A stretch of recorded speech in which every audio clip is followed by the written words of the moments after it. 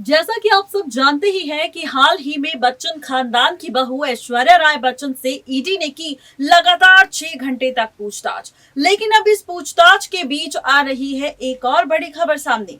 ये जो खबर है ये है ऐश्वर्या राय बच्चन के ससुर जी यानी कि अमिताभ बच्चन को लेकर। जी हाँ, अमिताभ बच्चन ने भी ईडी के सामने दे दी है पनामा पेपर्स लीक होने पर अपना नया स्टेटमेंट। और इस स्टेटमेंट के चलते उन्होंने किए हैं कई बड़े खुलासे इन पनामा पेपर्स की केस पर।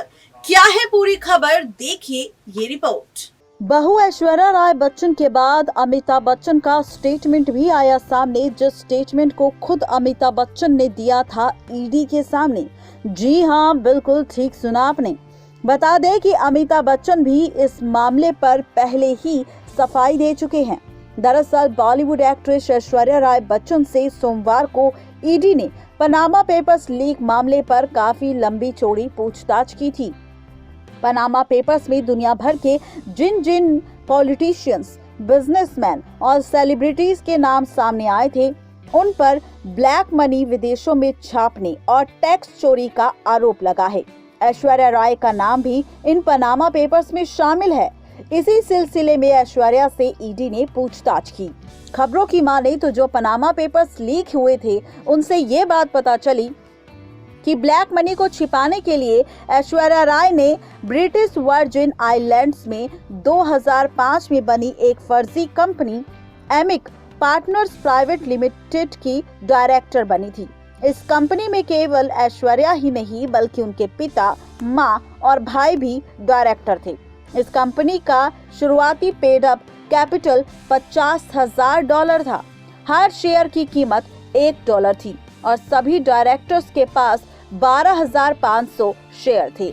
आरोप है कि इस शेल यानी कि फर्जी कंपनी के जरिए ब्लैक मनी को देश से बाहर भेजा जा रहा था, जिसके चलते साल 2008 में अचानक इस कंपनी का काम पूरी तरह से बंद करवा दिया गया। पनामा पेपर्स के मामले में बॉलीवुड के दिग्गज अभिनेता अमिताभ बच्चन का भी नाम सामने आया था।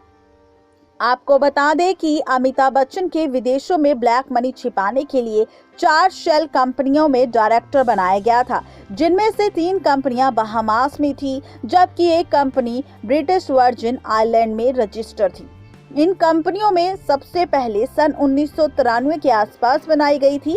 पनामा पेपर्स में बताया गया था कि इन फर्जी कंपनियों की कैपिटल तो कुछ $1,000 की थी, लेकिन जो ये कारोबार कर रहे थे वो करोड़ों डॉलर्स के थे। और इस मामले में ईडी ने अभिषेक बच्चन से भी पूछताछ की थी। अमिताभ बच्चन पनामा पेपर्स मामले में खुद का नाम सामने आने के बाद से सफाई भी दी थी। अमिताभ बच्चन ने ब्लैक मनी विदेश में छिपाने के आरोपों पर कहा था कि वो देश के कानून का सम्मान करते हैं और वो ऐसी किसी कंपनी के डायरेक्टर भी नहीं बने जिनका दावा किया जा रहा है। उन्होंने ये भी कहा था कि भारत सरकार इस पूरे मामले की जांच कर रही है और वो भी जानना चाहते हैं कि आखिर इस मामले में उनका नाम क्यों जोड़ा गया। अमिताभ बच्चन ने यह भी कहा था कि वो नियमों के मुताबिक ही अपना सारा टैक्स चुकाते हैं। नेक्स्ट 9 लाइव की रिपोर्ट। तो देखा आपने कि किस तरीके से यहाँ पर खुल चुका है राज अमिताभ बच्चन के स्टेटमेंट का भी, और ईडी के सामने क्या कुछ कहा था अमिताभ बच्चन ने, उसका सच भी आ चुका है सामने। आज के लिए सिर्फ इतना ही, तब तक के लिए गुड बाय।